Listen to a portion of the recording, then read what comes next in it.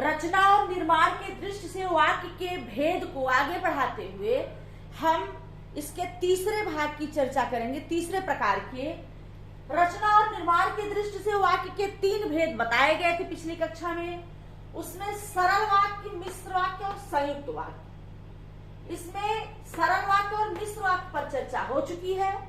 आज संयुक्त वाक्य पर चर्चा होगी। सरल वाक्य में एक कर्ता और एक क्रिया होता है, एक विधेय और एक उद्देश्य होता है। मिश्र वाक्य में एक साधारण वाक्य और एक उसके साथ उपवाक्य जुड़ता है। अगला है संयुक्त वाक्य। संयुक्त वाक्य क्या है, आइए देखते हैं।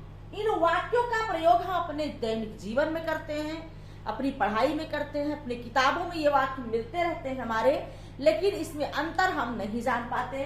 तो आइए इन परिभाषाओं के माध्यम से इनमें अंतर समझने का प्रयास करते हैं।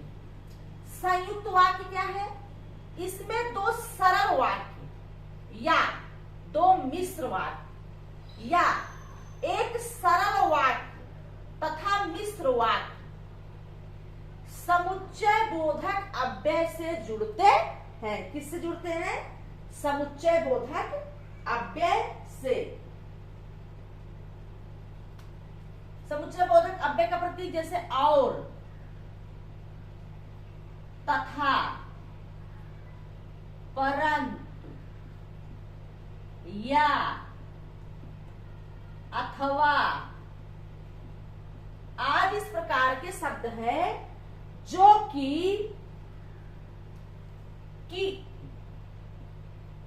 कि हमें 2 संयुक्त वाक्य और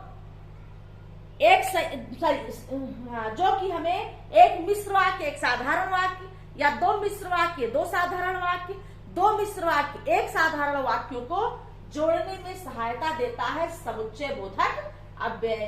तो संयुक्त वाक्य क्या होता है, या तो इसमें 2 सरल वाक्य होंगे या 2 मिश्र वाक्य होंगे या एक सरल वाक्य होगा, एक मिश्र वाक्य होगा, जो समुच्चय बोधक अव्यय के द्वारा जुड़ा होता है।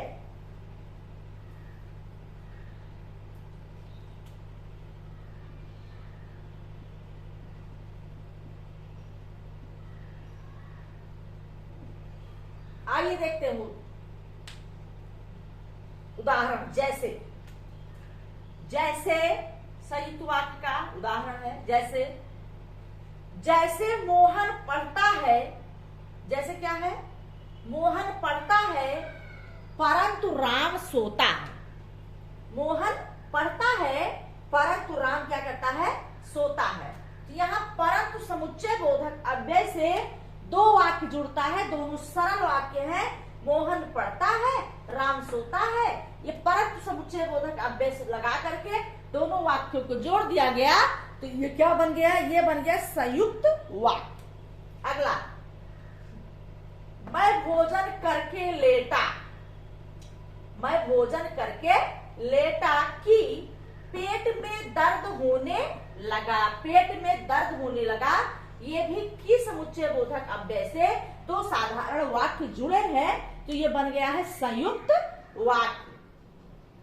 जैसे श्याम ईमानदार है और मोहन परिश्रमी। दोनों संयुक्त वाक्य को और समुच्चय बोधक अव्यय लगा करके जोड़ा गया है, ये बन गया है संयुक्त वाक्य। संयुक्त वाक्य की परिभाषा आपने देखा है, या तो दोनों सरल वाक्य होंगे या दोनों एक सरल एक मिश्र वाक्य होगा, या दोनों मिश्र वाक्य होंगे जो समुच्चय बोधक अव्यय लगा करके बनाए जाते हैं। सूर्योदय हुआ और कुहासा जाता रहा। यहाँ और समुच्चय बोधक अव्यय लगा है और ये संयुक्त वाक्य बन गया है।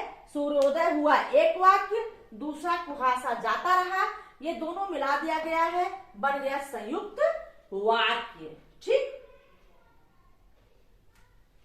जैसे एक उदाहरण और देख लीजिए। राम विदेश गया ताकि कुछ कमा सके। ठीक, ताकि कुछ कमा सके, पैसा कमा सके।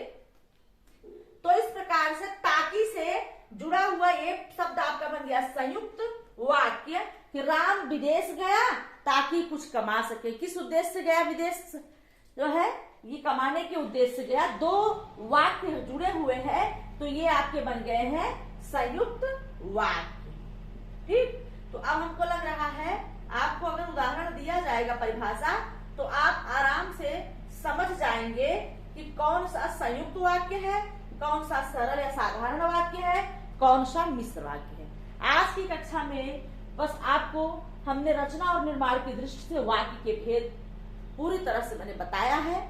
आप लोग लगातार ऐसे ही मेरी कक्षाओं को देखते रहे, पढ़ते रहे, तैयार करते रहे और हम एकदम सिस्टमैटिक ढंग से व्याकरण के हर एक पोर्शन को आपके सामने प्रस्तुत कर रहे हैं। तो आज की कक्षा में इतना ही, अगली कक्षा में फिर आपसे मिलते हैं, तब तक के लिए धन्यवाद।